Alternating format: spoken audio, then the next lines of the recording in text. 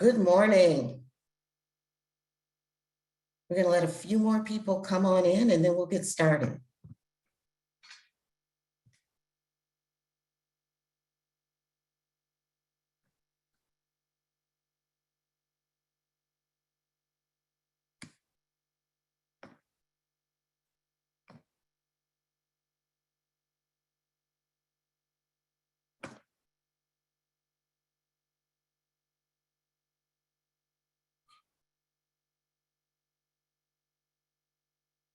So good morning, everyone. Welcome to Michigan's first Environmental Justice Conference. It won't be our last because we are prioritizing environmental justice in the state of Michigan. I'm Regina Strong and I'm the Environmental Justice Public Advocate. My office was created by an executive order of Governor Whitmer to really prioritize environmental justice. We are so excited to be at the point where we can have 3 days of conversation prioritizing how we will move forward with our partners on the federal and local level, with community and frontline folks who live in the wake of some of our environmental injustices. Our goal with this conference is to have dialogue over the next few days that may make some people think, make some people maybe a little angry, but also make people think about solutions. You know, because my office was created in the wake of the Flint crisis, we know there's a lot of work to do, but we also know that we have partners inside and outside of government who are going to help us achieve our goals. So I'm not going to spend a whole lot of time talking now. Hopefully you'll be joining us for sessions over the next few days. We'll have that dialogue. We'll work together to have discussions. I'd like to introduce the next person who you will hear from. And that's a kind of my partner in crime. I like to call her Director Liesl Clark, who supports our work in prioritizing environmental justice. So Liesl, I'm going to hand things over to you. Great, thank you so much, Regina. I'm so thrilled to be here, and I am just excited, as my team will tell you, that we are getting everything going today. It's been a lot of work, and I'm thrilled we're finally moving things forward with the conference. So I am Liesl Clark, as Regina said. I'm the Director of Michigan's Department of Environment, Great Lakes, and Energy, and we, again, are just thrilled that you all have joined us. So before I go too far, I want to start by some thank yous to our EGLE team members. I'm going to start with Regina Strong. You're going to hear a lot from her over the next 3 days, and you will see why we are just thrilled at the amazing work she's doing, leading our Office of Environmental Justice Public Advocate in that role of public advocate. Also a huge thank you to Katie Cruz, who's our tribal coordinator and just has done an amazing amount of work keeping all of these balls in the air as things move forward. More than anyone else, this event is the fruit of their vision and hard work. Next, I'd like to thank our team of outstanding communicators in our Environmental Support Division. As you can tell from their work through the event itself, they just do amazing work and have played such a vital role in keeping us organized over the last few months. Their endless courage and creativity has kept all of our gatherings moving successfully in an online format like this, so that our work to engage Michiganders in our mission to protect Michigan's environment and public health didn't have to pause for the pandemic. Next, I'd like to thank our web team. Amazing work putting all these pieces together for all of you. And then thank you to so many members of our team who are serving as speakers and panelists over the course of this conference, showing the depth of our agency's commitment to environmental justice through EGLE, and to those participating from the state of Michigan as well. So starting at the top with Governor Gretchen Whitmer, who's scheduled to speak tomorrow, and Lieutenant Governor Garland Gilchrist, whom you'll hear from shortly. Leaders throughout Michigan state government and many of our agencies have been very active in helping to organize this event, serving as speakers, and representing the state well on the roster of registered attendees. Thank you so much to my colleagues for pitching in. From within Michigan, across the country, and beyond our nation's borders, this conference is bringing together a fabulous cross-section of people as speakers, panelists, and participants. From high-ranking White House officials to residents and community leaders in environmental justice communities, academic luminaries, members of the regulated community, nonprofit leaders, and other activists. We have an incredible range of perspectives, experience, and expertise at our disposal this week. What each of us will take from other participants and the relationships we'll form and strengthen here this week will drive the lasting impact of this conference. So thank you to everyone who's taking time out of busy schedules this week to join us. Let's all listen and engage with open minds, learn from each other, and go forth in the roles that we play to make a difference in those roles and in the spheres that we influence. First, a little bit of history. Conferences like this in Michigan have made a major contribution to the environmental justice movement in the past. 3 decades ago, in January 1990, Professors Bunyan Bryant, Paul Mohai, their University of Michigan colleagues, and others held an historic gathering in our state called the Michigan Conference on Race and the Incidence of Environmental Hazards. Along with other seminal events of that era for environmental justice, that conference played a major role in elevating environmental justice into the public debate and policy discussions at the highest levels of our government. US EPA credited the conference and the Michigan Coalition that followed it with putting environmental justice on the agency's radar screen. That conference and the advocates it convened also contributed to President Bill Clinton signing an environmental justice executive order and the forming of a special EPA task force. We are walking in the footsteps of those and many other environmental justice giants this week. Their work made our work possible. They showed what can be accomplished through courage, hard work, creativity, and collaboration. I am proud of what EGLE and the state of Michigan has accomplished on environmental justice over the past 2 years, since Governor Whitmer formed the Office of the Environmental Justice Public Advocate and began weaving our commitment to environmental justice into the fabric of state government. As Regina mentioned, we formed an interagency environmental justice response team and an external Michigan Advisory Council on Environmental Justice, or MACEJ, to advise state government on our approach to environmental justice challenges. We've changed policies and procedures, we've held trainings, and we've stretched our team to find new and better ways to meet communities where they are and to advance meaningful involvement and equitable treatment in our decision-making. You're going to hear all week from many perspectives, all the impressive energy, hard work, and innovation that's being invested in the cause of environmental justice. Given the overwhelming interest in this event and the lineup of speakers and participants we've assembled, I expect everyone to leave this conference inspired. But we should also feel challenged and uncomfortable. We should be daunted about what is left to accomplish, as well as hopeful about the progress that we are making. Early in my time at EGLE, I held a series of listening sessions, inviting all 1,200 team members to share with me their perspectives.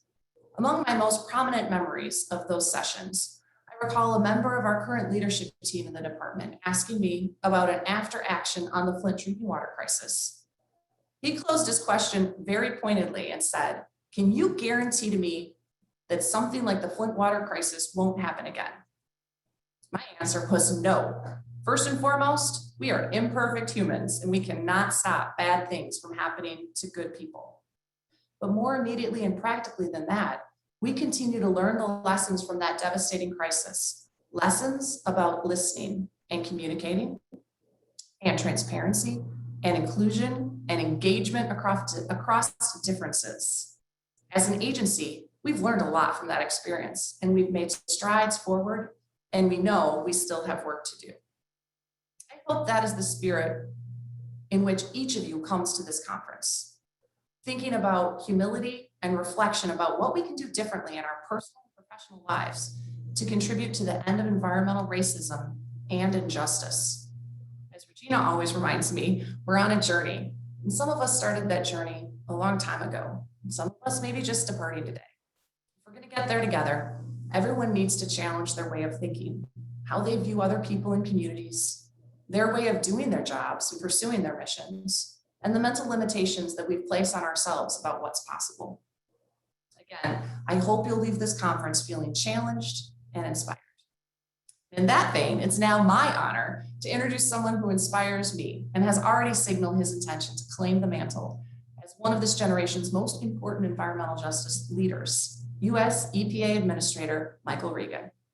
A graduate of North Carolina A&T and the son of two public servants, Administrator Regan grew up in Goldsboro, North Carolina, where he developed a passion for the environment, hunting and fishing with his grandfather and father, and exploring the landscapes and waterways of North Carolina's intercoastal plains.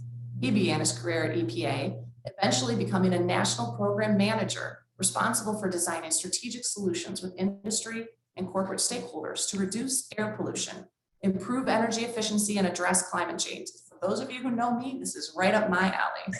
His past professional roles also included leadership positions with the Environmental Defense Fund, where he convened energy companies, business leaders, environmental and industry groups, and elected officials across the country to achieve pragmatic solutions to the climate crisis. Again, if you know me, lots of parallels here, although my work not at the national level. At the time of his recent nomination to the EPA Administrator, Administrator Regan served as the Secretary of North Carolina's Department of Environmental Quality. As Secretary, he spearheaded the development and implementation of North Carolina's plan to address climate change and transition the state to a clean energy economy. Under his leadership, he secured the largest coal ash cleanup in U.S. history. He led complex negotiations regarding the cleanup of Cape Fear River, which have been contaminated for years by the toxic chemicals PFAS. Most closely connected to this conference, he also established North Carolina's first of its kind Environmental Justice and Equity Advisory Board to better align social inequities, environmental protection, and community empowerment. While the roots of the environmental justice reach deeply into our history, one of the most widely recognized catalytic events of the movement was the impassioned protest that erupted in 1982, when North Carolina revealed plans to send mass quantities of PCB contaminated soils from state roadsides to a landfill in one of the state's only majority Black counties. Given that history, it seems only fitting that the first Black man to lead the U.S. EPA hails from North Carolina. In his brief tenure in that role, Administrator Regan has already clearly signaled his intent to put his team and with the Biden administration to have environmental justice front and center in its approach to applying this nation's environmental rules and regulations. I cannot thank him enough for agreeing to join us today to share his perspectives and early reflections from this important new post. And I'm sure that you, like me, can't wait to hear what he has to say. And so with that, I'll turn it over to Administrator Regan. Well, thank you, Liesl, for that very kind introduction. It's really a pleasure to be here for Michigan's first ever Environmental Justice Conference. I am really excited. You know, the fact that we're here today, kicking off a 3-day conference dedicated to addressing systemic inequities, is a testament to Governor Whitmer's leadership. I'm grateful to the governor and her team for prioritizing environmental justice, not in name only, but in real tangible actions that have resources behind them. You know, the governor recognizes that delivering progress on environmental justice cannot be achieved by one person or one entity. So she's established the Michigan Advisory Council on Environmental Justice, the Interagency Environmental Justice Response Team, and the Office of Environmental Justice Public Advocate, led by the wonderful Regina Strong, who helped make this conference happen. You know, this sends a powerful signal that Michigan is working hard to ensure that all people benefit equitably from the protections and the policies of their state government. Ensuring equitable protections for all people, well, there is no mission more important than that. As some of you may know, and as Liesl mentioned, I got my start at EPA more than 20 years ago. Environmental justice has been near and dear to my heart since the very beginning. Most recently, as Secretary of the North Carolina Department of Environmental Quality, I established the state's first Environmental Justice and Equity Advisory Board, bringing environmentalism and civil rights together to find solutions that empower our fence line and underserved communities. It's not lost on me that in more than 50 years since EPA was created, I'm the first Black man and only the second person of color to serve as administrator. And like Vice President Harris, I'm the first graduate of a historically Black college and university to serve in this role.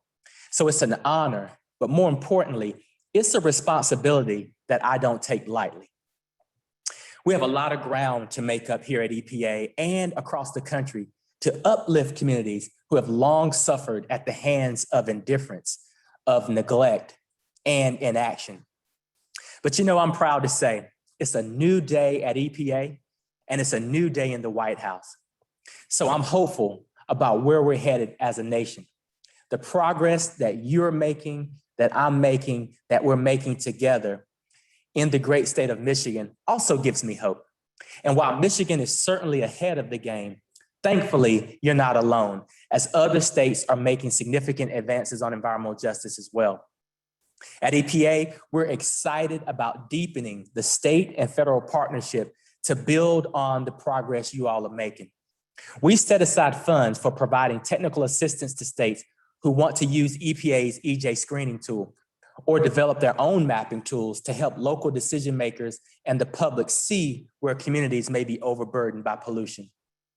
We've reinitiated our State Environmental Justice Cooperative Agreement program, making financial resources available for states and other governmental partners to address environmental justice concerns. And I'm also proud that Congress acknowledged EPA's essential role in closing the health disparity gap through the American Rescue Plan.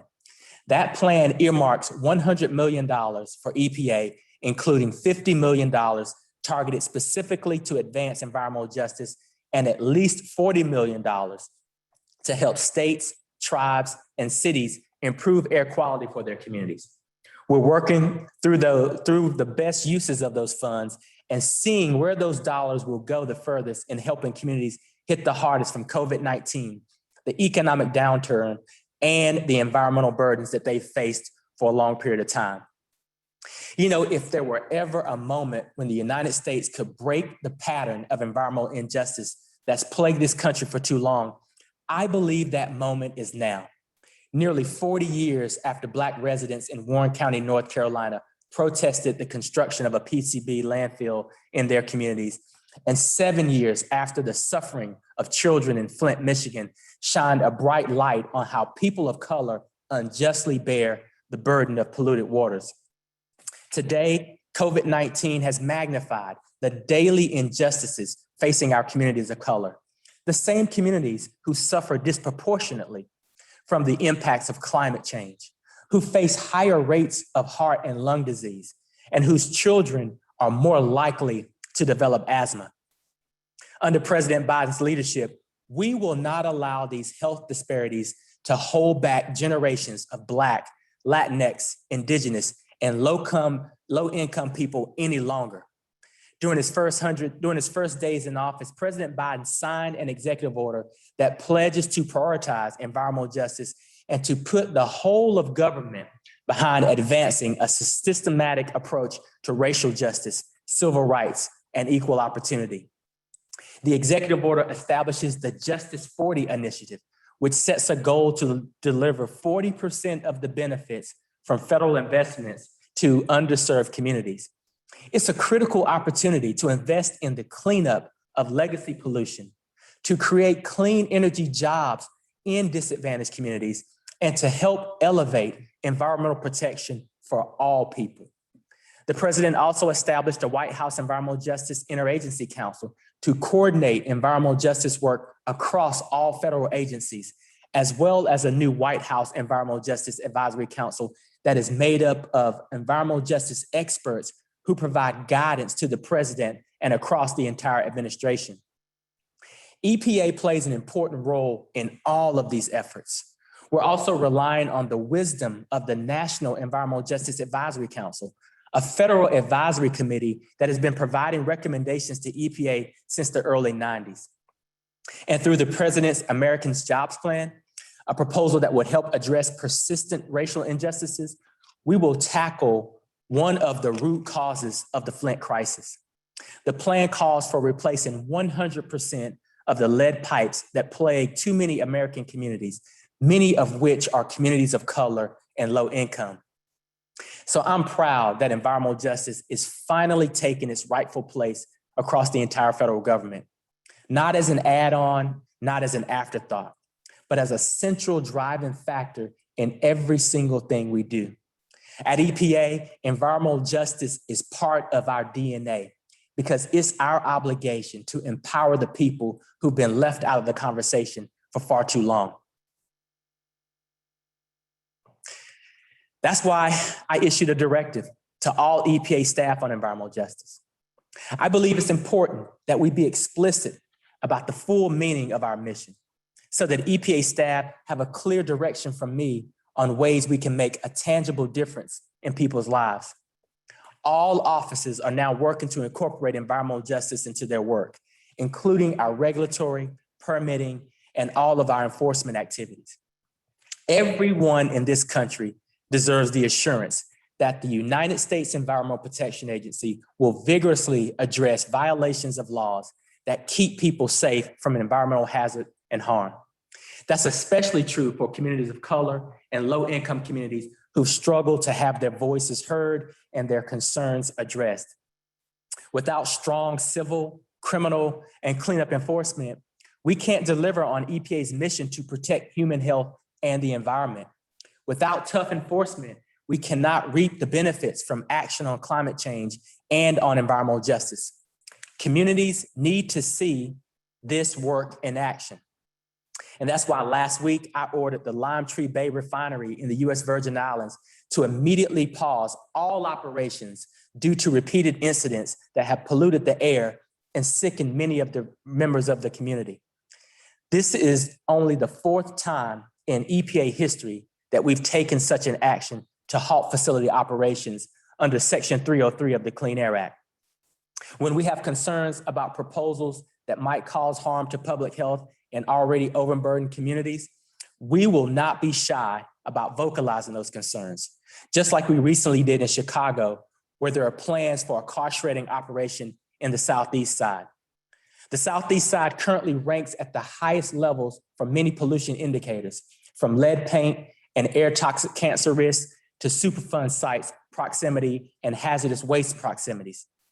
This is a community that's been hurting for far too long from decades of environmental injustice.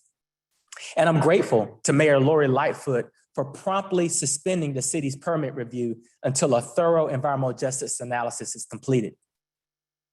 I mentioned the St. Croix and the Chicago examples because they epitomize the problem with environmental injustice, and to underscore that this EPA will not hesitate to use our authority to enforce the law and protect people from dangerous pollution where they live, work, pray, play, and go to school. On day one, I told the dedicated staff at EPA that our work in the years ahead will be guided by the belief that all people in this country have the right to clean air, clean water, and healthier lives, no matter the color of their skin, how much money they have in their pockets, or the communities that they live in. We're going to live and breathe that mission. And in doing so, we will ensure that every child in the United States of America can drink from a faucet, inhale a full breath of clean, fresh air, and play outdoors without risk of environmental hazard or harm.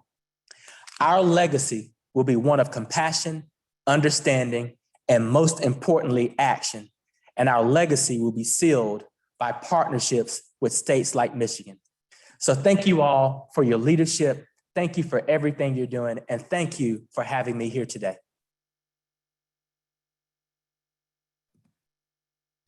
Thank you so much. Oh, go ahead, Lisa. I was just going to say the same thing, Regina. Thank you so much, Administrator Regan. We're just thrilled to have you. And I'll hand it off to Regina. Really appreciate you being with us this morning. When I reached out earlier in the year, you were very responsive, and I really, really appreciate that. I really appreciate the partnership that we can have working toward environmental justice. And more importantly, I appreciate your words this morning. They were very inspiring. So thank you. And Lisa, I don't know if there's anything you want to add. No, I think you hit the nail on the head, Regina. We're just, we do really appreciate the opportunity to partner with the federal level. And I think that having all of this work aligned will make us so much more successful in our mission. And we are excited to see the way that environmental justice is woven into all different facets of the Biden administration's effort, as well as climate and equity work. We share that philosophy, and we're glad to do it in partnership, shoulder to shoulder. Well, thank you. I'm really excited about the partnership. And thank you to both of you for your leadership. It's going to take all hands on deck, and I'm glad that we're rowing in the same direction. So thank you so much. Thank you.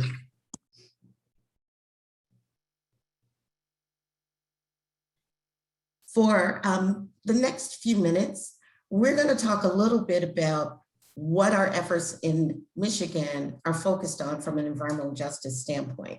We'll be joined shortly by the Lieutenant Governor, and when he arrives, we will hear from him. But I wanted to talk a little bit about a couple things that Liesl mentioned, and one of those is the creation of an interagency environmental justice response team.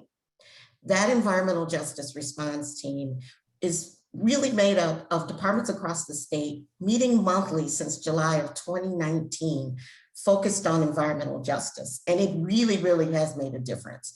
If you join us for the session after this one, we'll be talking more in depth about how we're prioritizing environmental justice in Michigan. But the priority also is on hearing community voices. So not just us talking to ourselves and figuring out what it is, but really, how do we move the needle? How do we move things forward in terms of understanding needs in communities across Michigan? And so we also created the Michigan Advisory Council on Environmental Justice, which you heard about earlier. And that is the state's first environmental justice advisory council. And that group started meeting in February of 2020, had one in-person meeting, and then the pandemic hit. Very intentionally crafted of frontline community organizations, labor, business, environmental organizations, all coming together to meet monthly and during the pandemic, every 2 weeks, to really triage on addressing environmental justice challenges that were exacerbated, as the administrator said, during the pandemic. And so, Liesl, do you have thoughts in terms of the impact that you've seen from the interagency response team and the MACEJ? Yeah, thanks, Regina. I have been really energized by the work of the interagency response team and the MACEJ. So I'll spend a minute first on the interagency response team. I think one important component of work at state government and work across bureaucracies is doing what you can to fill in the white space and to make sure that agencies are on the same page and communicating with each other. The interagency response team is a wonderful example of bringing together folks that are from different departments that have different perspectives and have different assets to offer communities, and to get those team members all talking to each other and coordinating. It was interesting because Regina got this group going early, and we looked at kind of a small set, a subset of State Department entities where, there was some real logical overlap with environmental justice. Regina and I were looking at that list and talking about it, and we said to each other, but there's so many other ways that groups, that state departments interact with the issue of environmental justice. And from our perspective, we thought it was important to just include everyone. And so we did. So we put the invitation out to the full cabinet, into all the departments that participate in state government work, and said, we think you all touch environmental justice. You might not see it clearly in your mission, but we see it clearly, and we'd love to talk to you about how can we coordinate that work across state government.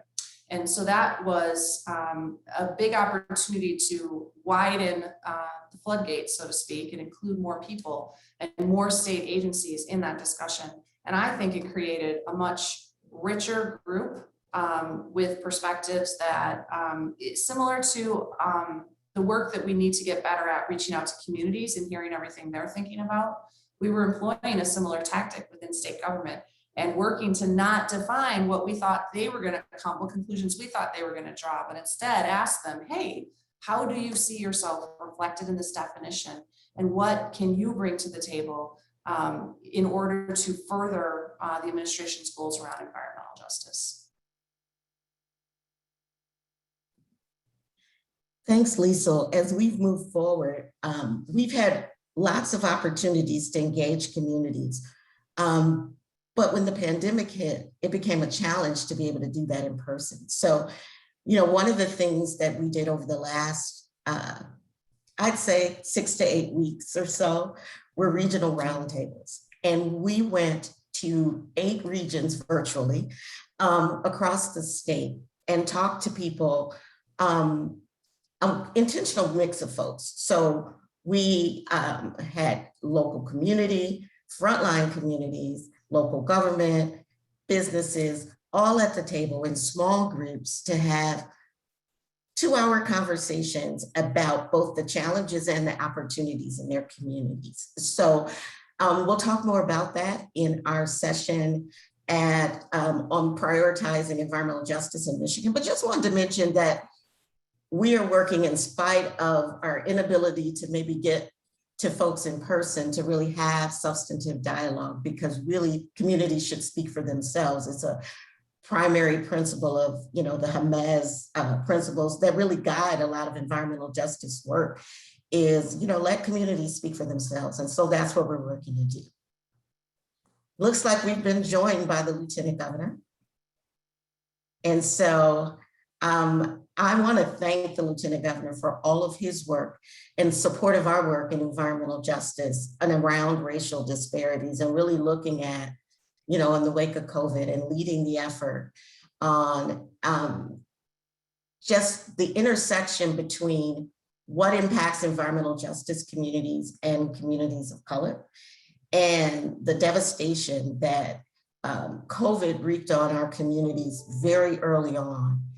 It really, really is an important connection to our work on environmental justice. And, despite the challenges, I think convening, and I know he'll talk more about this in his comments, but convening a group that's really focused on uplifting communities of color who, what are the real ways that can be addressed was an important piece of both the work of the Racial Disparities Task Force and the environmental justice work that we're doing. In fact, there is a joint work group of the MACEJ and folks from the Racial Disparities Task Force looking at the intersection, looking at how communities are impacted. So I'm very excited to have the Lieutenant Governor here. We'll have the governor here on Wednesday. I'm excited also to have heard from the administrator. We've got, folks from the White House who will be here on our last day. We've got a lot of folks all coming together. And then we have experts and community people. The folks who are experts in their lived experience are the people who this conference is for. And the folks who can help move the needle on environmental justice, they are the participants in the conference, and that's who it's for as well. So, Liesl, I don't know if there's anything you want to add while we're waiting for the Lieutenant Governor to jump in. So I would just say, Regina, what a partner Lieutenant Governor Garland Gilchrist has been for all of our EGLE work throughout this administration. So I remember early, I think we were the second department that received a personal visit from the governor, Lieutenant Governor, and that we're just so grateful for that commitment to our environmental work and specifically our environmental justice work. Lieutenant Governor has also been an active participant in Earth Days and showing up and spending time with the kids that we were able to draw in for all of those celebrations. And I think it's been, just a wonderful partnership with him and his work in this role. And we've been really thrilled to be able to do that together. I think that, his perspective about the work that we need to do to make sure that we're touching all Michiganders is really important, particularly, his leadership on broadband, which in the space of dealing with a global pandemic has become so crystal clear. It's something that I think was pretty obvious to folks, to many people ahead of time, but just even more so when we were doing so many things virtually and working to not only, take care of our families and do that school work, but also, so much virtual work. And then to layer on top of that, the challenges that some of our communities have with getting that just, what we consider a simple broadband connection in order to take care of their families. I think it's really poignant. And so, his focus on that broadband expansion which is so necessary in urban as well as rural communities, I think to me really speaks to putting, that practicing what you preach and really moving things forward. So I'm thrilled to be a partner with him and thrilled to be able to include him in this conversation this morning. So with that, I think I get to turn it over to Lieutenant Governor Garland Gilchrist.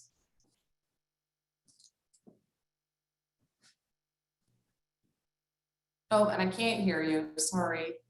Hopefully it's not just me. I still can't hear you. All right. Yes. Hey, how y'all doing? Good. Okay. So I want to thank you, Madam Director, for inviting me here. I want to thank the entire EGLE team. I want to thank Regina Strong, our amazing and fearless environmental justice public advocate, and EPA Administrator Regan. This is such an important conversation that we are coming to today. And I just want to thank you for the introduction. I want to thank all of you for your service to the state of Michigan. We're really proud to have you, Regina. I just want to speak to you directly on our team. Your service that you're providing, helping Michigan really a national leader when it comes to environmental justice and public advocacy, bringing those together to make public policy a reality that people feel in a meaningful way in their lives is truly incredible.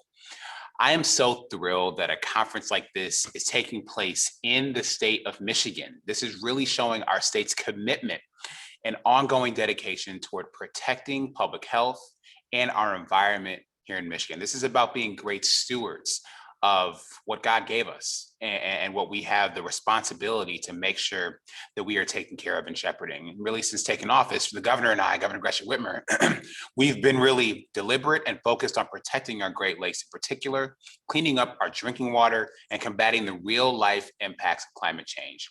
Under the strong leadership of Director Clark, EGLE has really prioritized environmental justice, and that is absolutely apparent to anyone who's looking.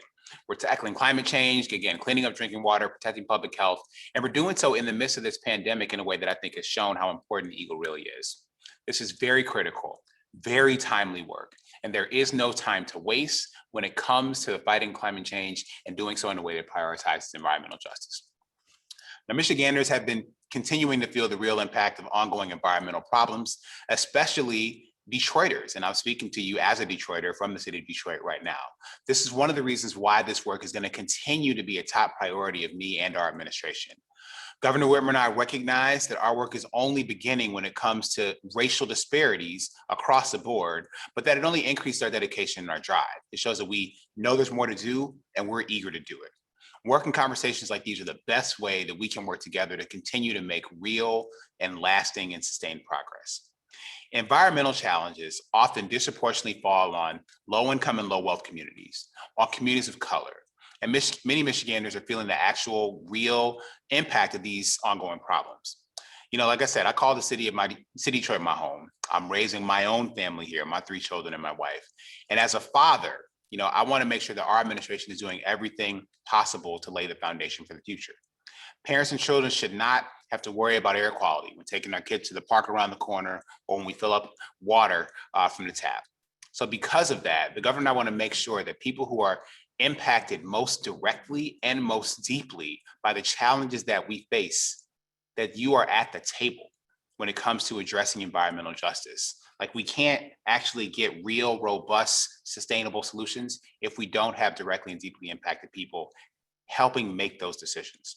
So 21 Michiganders have been selected as the first Michigan Advisory Council for Environmental Justice. And this council, again, is helping to ensure the implementation and enforcement of environmental protections, of regulations and policies in Michigan that are going to be fair and meaningful to all Michiganders, regardless of geography, race, color, place of origin, income, or any other access that some may use to seek to divide us. We've seen just how important it is to recognize and respond to these disparities, particularly in the COVID-19 pandemic. I've been proud to chair the Michigan Coronavirus Task Force on Racial Disparities, and this has made significant and sustained progress toward our goal of reducing racial disparities when it's come to healthcare and health outcomes during the pandemic. Michigan, frankly, has been a leader in the nation for this, so much so that the Biden-Harris administration has modeled its own COVID equity task force efforts off the Michigan Coronavirus Task Force on Racial Disparities. We have a responsibility to slow the spread of the pandemic and eliminate the virus as quickly as possible by encouraging everyone to get vaccinated, and we're working to make sure that equity is present in that process as well. So we're going to be able to resume the types of day-to-day activities that we all miss so much and that we all enjoy so deeply. But that's only going to happen when we work together and when we encourage people that we have those conversations to make the choice to get vaccinated. The Racial Disparities Task Force, like the Environmental Justice Advisory Council, are just two examples of when we have more full, more complete representation, we get better policies and programs. We get better outcomes that are more responsive to people's full and complete concerns. We, in the pandemic, we were one of the first states, and still, frankly, every state is not even reporting their COVID-19 cases and deaths by race or ethnicity. By doing so and establishing the task force to respond to what we saw in the disparity, we were able to make a difference.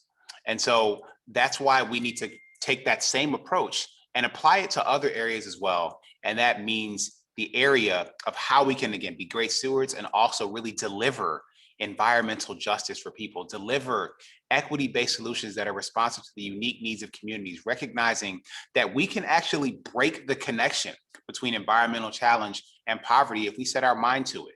We can do hard things. We can do big things in Michigan. It's one of the things that inspires me in my work every day, because we have such dedicated professionals, team members, partners in the public sector, in the private sector, people stepping up and really standing tall for Michigan to make this true. So I'm really eager and excited and humbled at the opportunity to continue this work, because this means that we will leave every community in the state of Michigan better than we found it when we came into public service. That is a calling that is worth really stepping up for and really meeting the moment. We have challenges, yes. Those challenges are no match for our collaboration. They're no match for our imagination, and they're no match for our collective and shared ambition to beat these challenges and put them behind us. So let's continue to work together. Know that Governor Gretchen Whitmer and I will always have all of your backs as advocates who are working to make these the problems of the past rather than the challenges of the future. So thank you so much, all of you, for standing tall for Michigan and allowing me to take a few minutes with you this morning. Thank you so much, Lieutenant Governor, and thank you for your kind words. I may have a bit of a challenge to stand tall with you because you're a whole lot taller than I am. But standing tall is a state of mind. It's a state of mind. It's a state of mind. I got you. I knew that was why Regina was giggling. There's always a joke about my height, right, in comparison. So, but no, I appreciate your comments. I appreciate the fact that we as an administration have really prioritized environmental justice. I think as we start this morning, we know that there's a lot of work to be done, and that's why these conversations are critically important. And I so appreciate your work on the Racial Disparities Task Force, because, early on in the pandemic, it really felt like this virus was really, really ravaging our communities. So I personally want to thank you for that and the work. And I know that there was an award given for the work recently. Do you want to share a little bit about that? Well, before I get there, Regina, it wasn't that it felt like it was hitting communities of color harder. It was. I mean, the numbers would add it up. The Black folks, for example, are 14% of the population in Michigan, 13.6%. We represented more than 41% of the people who died in March and April of 2020. And so we had to respond to that. When you see death and despair like that, you have to respond. And it was personal for me as somebody who said goodbye to 27 people during this pandemic due to COVID-19. So we had to take action, and we did so and made a difference. And now, less than 8% of the people who are passing away from this virus are Black. That shows that when you focus on a problem, you can solve it. And I also want to give a shout out that I didn't before, is the fact that we did have a work group of members of the Racial Disparities Task Force who wanted to focus on environmental justice challenges, recognizing that you have this respiratory infection, this virus, that people who may have asthma or who may be living in an area that is subject to elevated pollution levels are more susceptible to contracting the virus and more susceptible to having bad outcomes. And so members of the Racial Disparities Task Force worked with the Environmental Justice Advisory Council in collaboration. I'm really proud of that effort. And it shows that great minds can come together to do even greater things. And so I am proud that the task force was recognized by Research America, which is a collection of researchers. This is scientists and from across all walks of life, all areas of science, excuse me. We were recognized alongside Johns Hopkins University, which has been like the data nerve center for the pandemic for the country, recognized alongside Dr. Anthony Fauci, who is like everybody's favorite infectious disease expert. You didn't even know you had a favorite infectious disease expert. So it was really great to see the work of the task force really recognized for the difference that it's made. And that's a testament to the people who stepped up and participated, not just the task force members. Every single task force meeting that was every Friday and every other Friday has had participation from every single state department and agency. This has been an all hands on deck, all ideas on the table, all eyes focused on results effort. And so it was great to have that recognized independently. Yeah, thank you so much for that. And I had the honor of working with you on that task force as well as Liesl, and it really has made a difference. And those continued conversations, because one of the things that I know you talk a lot about is, although we started with COVID, racial disparities, we're not going to leave it there, right? We're going to look at where there are other places that work can make a difference, because health inequities didn't start with COVID, right? And so there are many ways that, the task force has elevated opportunities to really address some of those health inequities. Yeah, So absolutely. Thank you so much. Thank you so much to everyone. All right, thank you. Thank you for joining us. Liesl, I don't know if there's any last words you have for the Lieutenant Governor. Just thank you. I know you have a busy calendar, and we're just so thrilled to have you join us in this welcome session. We've got 3 more days and a really full docket, closing with the White House at the end of the day on Thursday. So thank you for kicking us off and getting us off in good shape. Absolutely, everyone. Thank you for your work. Take care, everybody. Thank you. Be safe. All right, have a great day. So we've got a really full agenda today. We've got a lot of sessions that are coming up. Our next session will focus on more dialogue about how the state is prioritizing environmental justice at 11 o'clock. It's the state and environmental justice. And we'll have more in-depth conversations, learn more about some of the work moving forward. We also have sessions today on our EJ screening tool and the development process that's going on right now. In addition to that, we will be looking at plain language. So much of the work that we do from the EGLE perspective and the environmental perspective is very technical. And sometimes explaining how that works can be difficult. People know impact, but it's hard sometimes to know how we get there. And so the Plain Language Project will be highlighted that the Plain Language Lab at the University of Michigan has been working with EGLE on. So there are a lot of things that we're looking forward to today and over the next couple of days, looking at health equity and water equity, looking at EJ community transition. Hopefully you're using your Hoover app. If you are, I know not everyone has it, but it's actually really cool. There are spaces for community and dialogue. I've seen out there that there's a lot of chatter. Folks are inviting each other to meetups. It's hard because this conference is not in person, right? So the networking piece, we miss that of a conference. Sometimes the outside of session conversations become more connected and provide more opportunities when you go to a conference than the sessions. Although, I would be hopeful that wouldn't be the case with ours, but the reality is it can be. And so I think that the app really gives you an opportunity to have some of that interaction. We've also added a couple things. We've added a few videos that focus on environmental justice communities across the state. Check those out on the app.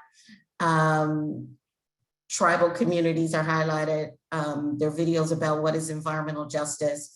There's a video highlighting some of the work being done in 48217 in Southwest Detroit. And so those are videos that we're sharing that are out in the public domain, but we think help tell the story of what we're working to address from an environmental justice standpoint. So in the next, I'd say 3 days, hopefully you will meet folks, you will have connections, you will be able to do what we can't do in person, but we need to do is figure out how to work together to address environmental injustices. So Liesl, I don't know if there's anything you want to add as we work to wrap up the session. Well, as we're wrapping up, Regina, I had a chance to flip through some of the questions, and there's one I really think that we should address. It got lots of votes, and so we'll take the top one. And I'm going to give it to you, and you're welcome to give it back to me if you'd like to. But the top vote getting question for this session is, what are some strategies we can use to illustrate environmental justice and acting on climate change as nonpartisan issues? And I know this is a topic you and I both like, so I'll let you take it. Thank you on that, Liesl. And there are a lot of things that we can do. We can listen to communities. We can provide folks with the opportunity to both participate and make comment and provide ideas around how we move forward on issues. It's really not a partisan event. It's about people and impact, right? As we are as intentional about addressing environmental justice concerns, as many of the things that have happened in our past were intentionally created to put certain people at disadvantages. And so we have to really work together to do that. And it takes everyone. It takes, folks who believe they're not living in environmental justice communities that really could be impacted by injustices that they don't just characterize like that. What we found as we've looked at communities across the state, some people think environmental justice is an urban issue. It's not just an urban issue. There are rural areas and small towns. We started our regional roundtables in the UP in Northern Michigan and had really good conversations with folks about what their communities face. And so I think as we look at the state as a whole, we have to be able to uplift people no matter where they live, no matter, partisan issues. This isn't a partisan issue. It's about people. It's about how we make sure everyone benefits equitably from our environmental laws and regulations, and that we really find ways to work together to make that happen. That's what this conference is really all about over the next few days. I love it, Regina. Couldn't agree more. It is about people. And I think, the huge opportunities when we talk about environmental justice and, when we talk about climate too, about what we see in front of us. So we do have challenges. It's not, easy task at hand. But when I think about, some of the comments from the administrator, also from the Lieutenant Governor, I find it really motivating because we can do this work together. And when we talk about, climate from an opportunity perspective, we talk about environmental justice from a people perspective, we talk about all of it from a people perspective, that is really what will resonate. And I think what will create that momentum. I feel passionate that this is what's necessary for Michigan as we move the state forward. And I think that we will get there when we do it together. So. Thank you so much, Liesl.